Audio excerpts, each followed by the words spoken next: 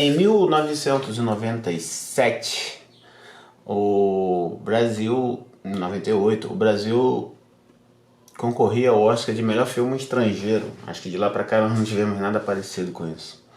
Com o filme Central do Brasil, onde uma Fernanda Montenegro fazia uma mulher endurecida pela vida, mas que se prontificava a ajudar um garoto cuja mãe morreu atropelada na Central do Brasil. O filme tem esse nome, Central do Brasil.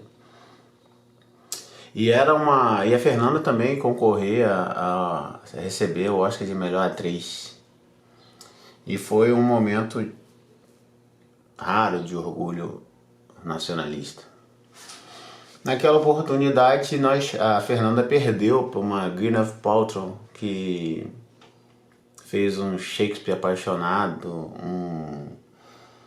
uma atuação média num filme médio, mas que foi o suficiente para que os americanos escolhessem uma americana ao invés de uma brasileira, uma jovem ao invés no lugar de um clássico, né? E Fernanda não ganhou. O filme Central do Brasil também competia como melhor filme com o do italiano Roberto Benigni, A Vida é Bela, que na época, impregnado do meu bairrismo, eu não consegui gostar, porque aquela cena final, quando os americanos chegam e salvam a Itália dos fascistas e dos nazistas, aquela cena me pareceu muito propagandística, tipo, vota em mim que eu tô aplaudindo vocês, né? E mostrou toda uma admiração. Enfim, eu tive muito problema para reconhecer o valor do A Vida é Bela. E acho que ainda hoje eu prefiro a dureza do Central do Brasil, né? Marília Pêra. Então eu prefiro aquele filme. Ainda que eu hoje, passado um tempo, vendo a premiação do Oscar no decorrer dos anos, com La La Land, com Titanic, com A Invenção de Hugo Cabret, O Artista, enfim. Essas premiações me fazem pensar numa visão que talvez eu não tenha, muito impregnado que sou pela realidade, pela dureza, de uma arte poética. Eu acho que talvez isso seja um argumento interessante para revalidar A Vida é Bela. E por falar em arte poética, então, em A Vida é Bela, esse é o filme que a gente vai comentar um pouco. Por conta de um projeto que eu tenho na minha escola, a gente passa uma vez por mês um filme que os alunos não procurariam por conta própria. E dessa vez a gente foi assistir A Vida é Bela. E eu tive a possibilidade de ver o filme do Roberto Benigni com mais tolerância. O Roberto Benigni, ele faz um filme que passa 1h10, 1h20, doce, né? Onde um mal-estar fascista, o filme começa em 1939, ou seja, o governo fascista de Mussolini está chegando à Itália, a Europa começa com seus movimentos antissemita, né? Hitler está bombando na Alemanha, então você tem esse clima, esse caldo fazendo a maior parte do filme, mas o personagem de Roberto Benigni, que é diretor e a personagem principal é o Guido, passa tranquilamente por isso, meio que não levando a vida a sério e tentando tirar dela o que tem de melhor. Então, a primeira parte do filme, Guido chega numa cidadezinha, a primeira cena é clássica, acho que todo mundo que viu o filme lembra.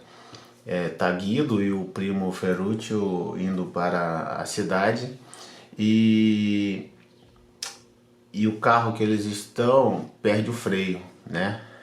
E quando eles vão chegar na cidade, a cidadezinha, o vilarejo, está esperando a chegada de um representante do governo de Mussolini que vai falar sobre vai falar nas escolas, vai falar na sociedade sobre a ciência, né, que comprova a superioridade das raças, né? E claro, a raça ariana, não sei porquê, mas a raça ariana, a italiana estaria dentro. Então, o que acontece? Só que o carro sem freio, ele passa na frente da delegação e passa no meio da recepção, né? E o guia está gritando para as pessoas: saiam da frente, saiam da frente, saiam da frente. E esse saiam da frente com esse movimento de mão faz com que as pessoas entendam aquilo como um cumprimento fascista, né? Então esse carro sem freio passa sendo saudado por toda a população. O canal Meteoro fez essa avaliação muito tranquila na primeira cena. O filme segue e Guido vai conhecer Dora, nome também da personagem da Fernanda Montenegro, Central do Brasil, e Josué, só que aí em italiano Giuseppe, sei lá, acho que é isso. Josué, não sei. Josué também é o nome do garoto do Central do Brasil, será o filho desses dois. A Dora, ela é uma aristocrata ariana, né? E com um casamento marcado com um burocrata desses também. E ela vai se apaixonar por Guido, que a seduz com seu jeito bonachão, pastelão, de rir de tudo, de fazer a vida mais leve, inclusive nos momentos mais difíceis. Então é isso que acontece, né? Ela se apaixona e os dois têm Giuseppe. E aí quando eles têm Giuseppe, há uma quebra no tempo e Guido e Giuseppe Josué são levados para um campo de concentração. Né? Aí o fascismo já chegou total, já tem feito seu papel. A trama do filme vocês devem saber, é Guido tentando fazer com que a inocência do filho permaneça em meio àquele cenário de devastação. Então Guido cria toda uma fantasia, o filme é essa fantasia, para tentar manter algo puro no seu filho.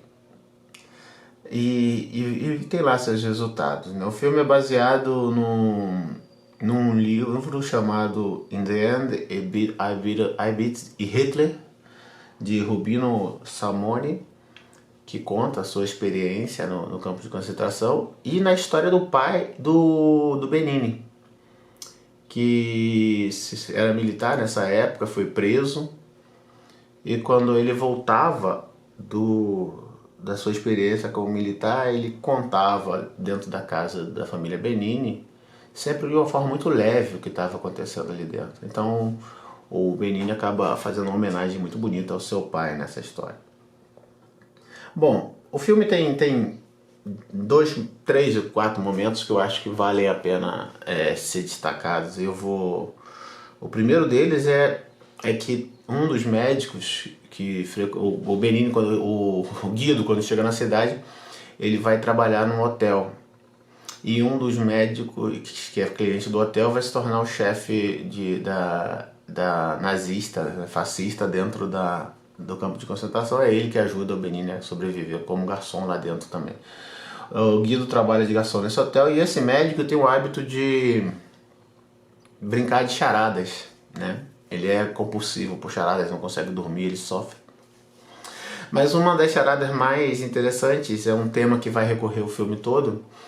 Ele diz algo como: eu sou aquilo que se você disser meu nome eu deixo de ser. E isso a resposta para a charada é o silêncio, né? Se você diz silêncio, você acaba com o silêncio. Bom, isso é legal, bacana como brincadeira, mas o que acontece é que logo na chegada de Guido à cidade, o tio do Guido é um dono de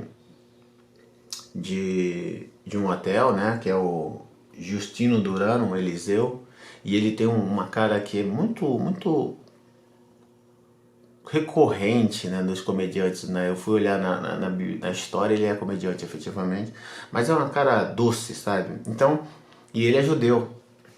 E quando o Guido chega no hotel, a casa acabou de ser atacada por vândalos, e Guido pergunta: tio, mas por que você não gritou? E a resposta eu acho que escapa a gente. Ela diz assim: o silêncio é o grito mais forte. O silêncio é o grito mais forte. É claro que isso é uma metáfora, né? Óbvio, mas o que eu queria pensar é que, de fato, nas barbaridades, além do massacre dos mais fracos, dos mais humildes, o que se perpetua é o silêncio dos que estavam vivos e ficaram quietos, né? Que observaram, calados, e permitiram a covardia. Então eu acho que essa cena, e creio, eu não estou lembrando agora porque foi me perdendo, mas acho que tem um outro momento lá na frente que a ideia de silêncio retorna. O segundo momento que eu avaliei, eu imaginei no filme, é que o filme ele é a luta entre duas purezas. A pureza de Josué, filho de Guido, contra a pureza da raça. E aí a gente tem que ver, evidentemente, qual é a pureza que é mais nobre pra gente, né? Guido tenta manter a pureza do seu filho,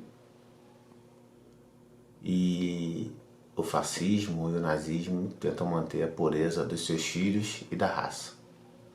Isso é impressionante. A terceira parte que eu acho legal do filme é que numa cena, antes de conseguir roubar a sua futura esposa, Dora, do prometido dela, está sentado Dora, o seu noivo, uma professora que esteve na Alemanha, e eles debatem a qualidade da educação na Alemanha. E a professora está impressionada com a exigência do governo alemão para as crianças de 7 a 8 anos. Acho que é 7, 8 anos. E ela dá um exemplo de um exercício que ela viu naquele lugar, que é assim: um louco custa ao Estado 4 marcos por dia. Um aleijado, 4 marcos e 50. Um epilético, 3 marcos e 50. Se o custo médio é 4 marcos por dia e há 300 mil pacientes, quanto se economizaria se esses indivíduos fossem todos eliminados, suprimidos?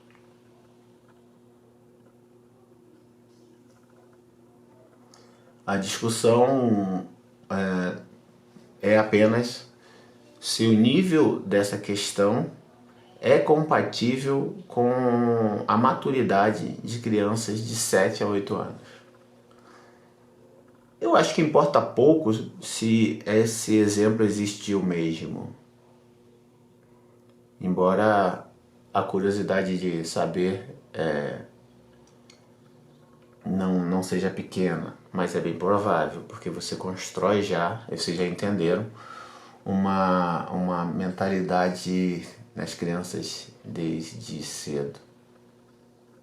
Quanto custaria se a gente eliminasse todos os defeituosos?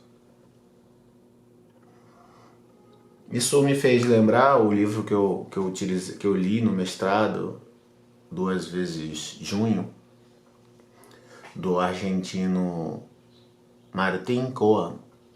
E 2 vezes junho,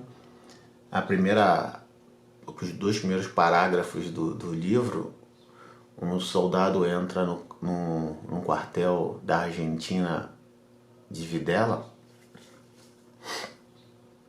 e encontra anotado do lado de um telefone a seguinte pergunta: